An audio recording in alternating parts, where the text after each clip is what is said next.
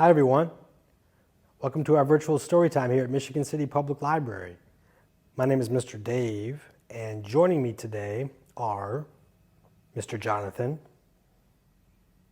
Hi everyone. Welcome to Storytime. I'm really happy to be here with you. And Miss Christine. Hi everybody. And Miss Robin. So before we start the story today, I thought we could shake our hands up. Shake your hands up real good. Wiggle your fingers around.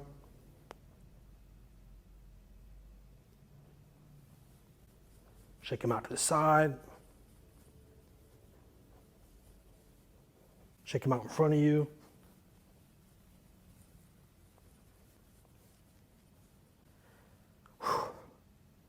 Okay, is everybody ready? I have 10 little fingers, and they all belong to me. I can make them do things. What do you like to see? I can shut them tight. I can open them wide. I can put them together. I can make them high. I can make them fly high. I can make them fly low. I can fold them like this and hold them just so. Good job, everybody.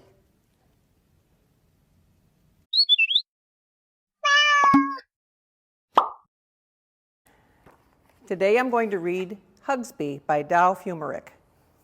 Permission given by Viking Press. The day Shelley brought Hugsby home, she knew he was not like any other pet monster. Hugsby couldn't do any fancy tricks. He didn't roll over or fetch. He didn't know how to whistle or blow bubbles. But Shelley didn't care. She loved him, and he loved her, monstrously so. They played together, laughed together, and said sweet dreams to each other. When Shelley went to school, Hugsby waited all day long for her to come home. Sometimes he would draw pictures or bake cookies. Sometimes he'd practice blowing bubbles. But really, he couldn't wait to do what he loved best, hug Shelley. One day, Shelley announced, "Tomorrow is Pet Monster Show and Tell Day. You can come to school with me, Hugsby." Hugsby jumped up and down in excitement. "We just need to teach you a trick or something," Shelley said. Shelley threw a toy and asked Hugsby to fetch. Hugsby just sat and smiled. Shelley tried to teach Hugsby to juggle, but instead he almost ate the bean bags. He couldn't figure out how to fold a paper airplane or do a handstand, and he still couldn't blow bubbles. Finally, Shelley tried to teach Hugsby to dance, but he hugged her instead. She couldn't teach him anything. "Oh, Hugsby," sighed Shelley. Hugsby was tired, so Shelley tucked him in for a nap. "I love you anyway, Hugsby," she whispered. The next morning, Hugsby woke up early. He held Shelley's hand and skipped all the way to school.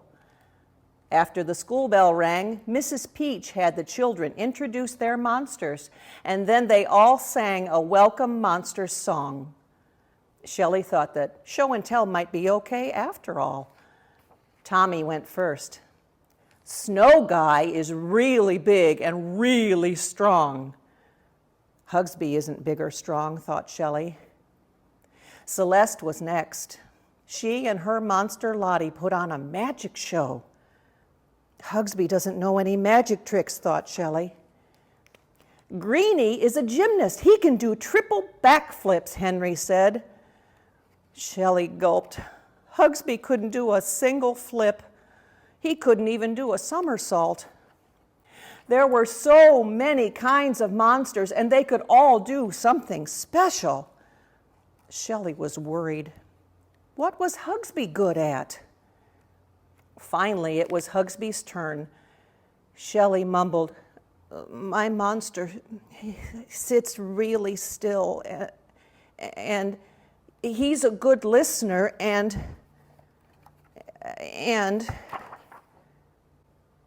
he gives great hugs just when you need them."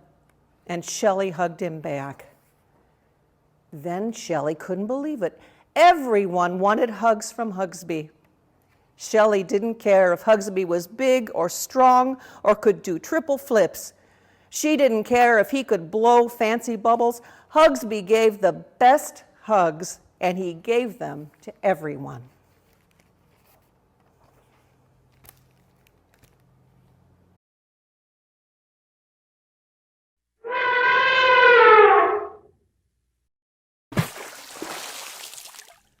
Bruno, the Standing Cat by Nadine Robert.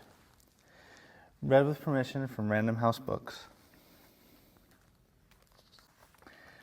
One morning, just as Peter was about to butter his toast, he heard a mewing sound at the window. The neighbor's cat must be hungry, he said to himself, but the meows soon changed into insistent cries, so Peter got up to see what was going on. Meow. When he opened the door, the meows stopped. Peter found a box with a name written on it, Bruno. So he decided to open it. Free at last, Bruno the cat rose up on his back legs. "Gee, Bruno, you're standing." Peter had never seen a cat stand up, but that didn't matter. He had always wanted a cat. So Peter adopted Bruno.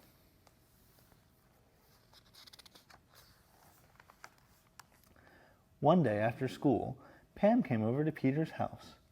"Hey, do you want to play outside?" Pam tagged along when Peter and Bruno ran to the park.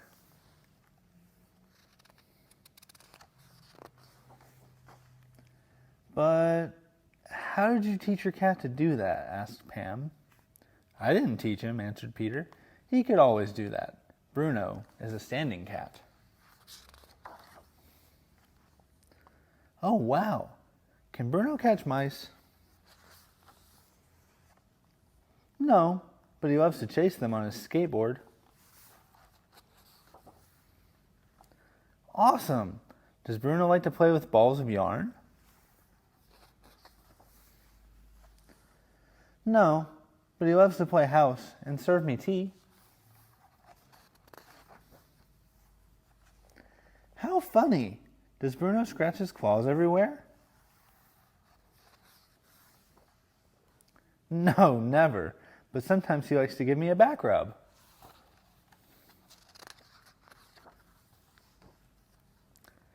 "Lucky you. Does Bruno eat regular cat food?" "No, he won't eat it, but he does like chewing bubble gum. He can even blow bubbles upside down." "Amazing. Does he like to hide in his box?" "No, not at all. But you should see him when he hears his favorite song." "Yeah, not bad. Can Bruno do something that nobody else can do?" Watch this. Bruno starts to run. He flies. And he catches the ball. "Whoopee!" exclaims Pam. Bruno is a standing cat, and he is unique. But what I like the most is that he is my friend. The end. Bruno the Standing Cat by Nadine Robert. Dog. Frog. Dog. Frog. This is the story of Truman, and the story is written by Jean Reedy, illustrated by Lucy Ruth Cummins, and read with permission by Simon & Schuster. Truman was small, the size of a donut, a small donut, and every bit as sweet.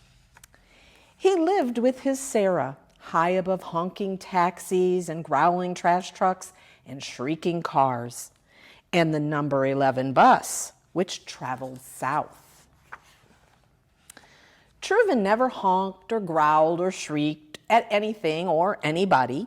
He was peaceful and pensive, like his Sarah.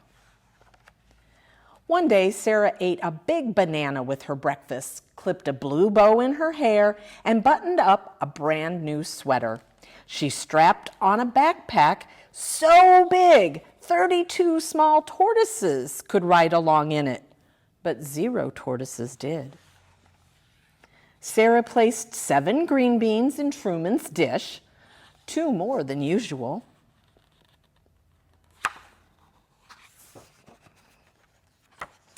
She kissed her finger and touched it to his shell and whispered, "Be brave." Then she left. Not to worry, she'd left before and she'd always returned. But this time, that backpack was particularly big and Sarah looked particularly pensive, and that banana and that bow. And let's not forget about those extra beans.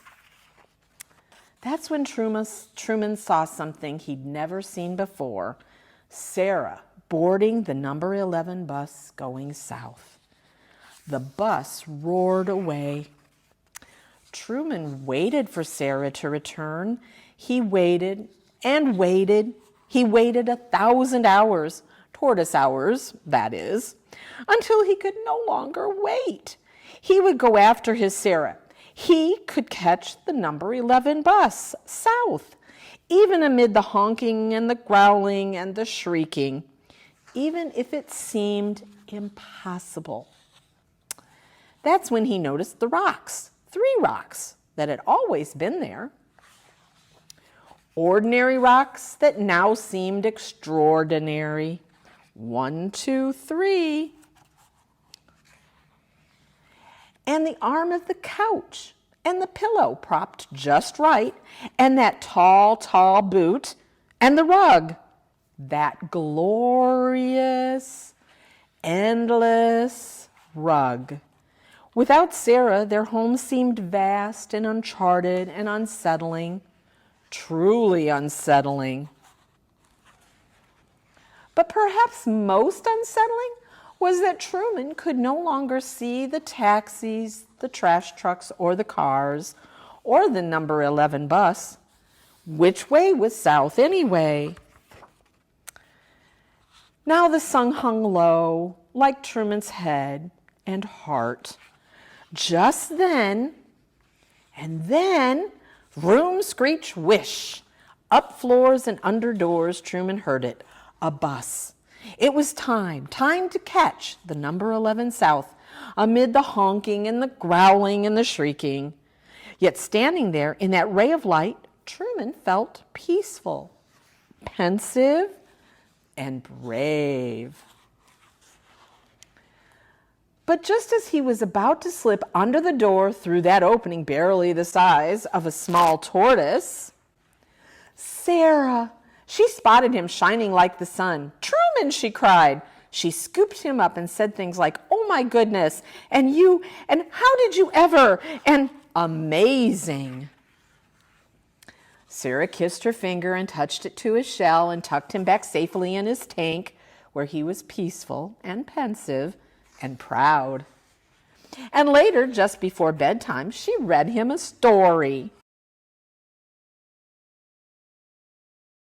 Now Truman knew that one day soon he and his Sarah might travel south to see new sights and hear new sounds and think new thoughts together. I'm Robin Cohn. Thanks for reading with me.